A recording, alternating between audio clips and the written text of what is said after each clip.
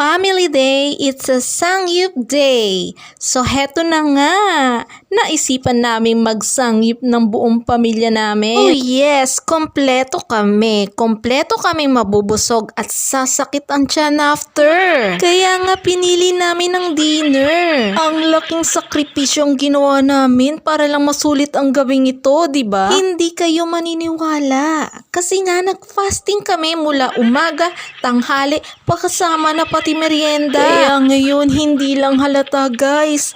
Hindi halatang gutom na kami. Kaya kailangan sulitin namin ang gabing ito. Mabusog hanggang sa mabusog. Mapuno hanggang sa mapuno. Hala na mamaya kung sasakit man ang aming tiyan. Sabi ko nga sa tatay ko maghanda na ng losartan. Baka kasi ma-high blood sa mga kakainin yan.